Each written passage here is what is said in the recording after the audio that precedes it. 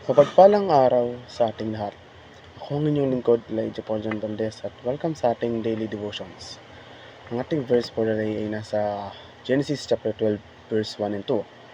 Sinasabi dito na, sinabi ni Yahweh kay Abraham, lisanin mo ang iyong bayan, ang tahanan ng iyong ama at mga kamag-anak, at pumunta ka sa bayang ituturo ko sa iyo.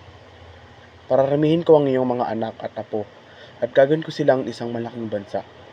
Pagpapalain kita at gagawin kong dakila ang iyong pangalan, at ikaw ay magiging pagpapala sa marami. Kapag namumuhay ka batay sa isang pangitain mula sa Diyos, sa halip na sa iyong sariling mga hangarin, kung ano ang iniisip ng ibang tao upang pamantayan ng mundo, nararanasan mo ang pinakamahusay ng Diyos para sa iyo.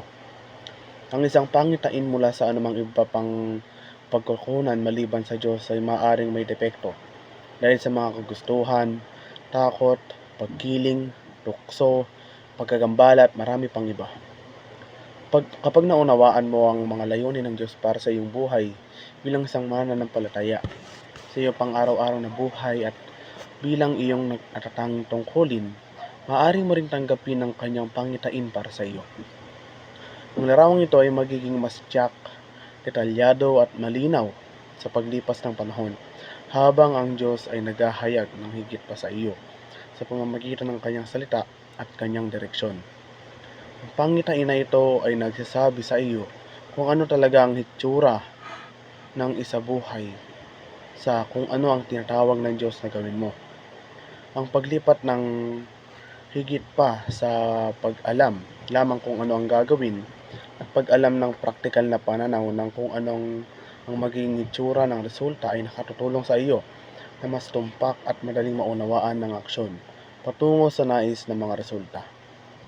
Kapag nakita mo ang pangitain ng iyong buhay sa paraang nakikita ito ng Diyos, gagawa mong intensyonal na magtakda ng mga layunin upang mabuhay ang iyong buhay sa paraang kalugod-lugod sa Kanya at kapaki-pakinabang upang maging mabisang instrumento upang may sakatuparan ng Kanyang plano para sa iyong buhay. Huwag manalig sa iyong sariling pangunawa. Magtiwala ka sa Panginoon ng buong puso mo at huwag kang manalig sa iyong sariling kaunawaan. Sa lahat ng iyong mga lakad ay kikilalanin mo siya at kanyang ituturo ang inyong mga landas. Iyon ay mula sa Kawikaan, chapter 3, verse 5 and 6. Ito ay isang saligang talatang dapat panindigan kung gusto mong pangunahan ng iyong pamilya sa espiritual na paraan.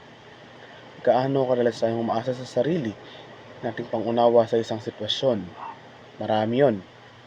Ito ay ang mga bagay na dapat nating labanan upang spiritual na mamuno sa ating mga pamilya. Dapat nating isantabi ang ating sariling mga iniisip at opinyon at pumunta sa salita ng Diyos. Sinasala ang lahat sa pamamagitan nito. Habang nakikita ng iyong asawa at mga anak na ginagawa mo ito, itinuturo nito sa kanila ang katotohanan ng pagtitiwala sa Panginoon ng buong puso nila. Kapag namumuhay ka sa liwanag ng talatang ito, nasasaksihan nito ang iyong mga anak at asawa at ikaw ay nagiging buhay na patunay ng salita ng Diyos. Ang paggamit sa talatang ito para pangunahan ang iyong mga pamilya sa spiritual na paraan sa isang makapangyarihang paalala ng soberanya ng Diyos. Sabihin nito at ipagdarasal ito para sa iyong mga asawa at mga anak kapag dumating ang may hirap na panahon at sa mga oras ng dakilang pagpapala. Muli, ako ang inyong lingkod, Elijah Paul John Valdez, at dito na nagtatapos ang aking daily devotions.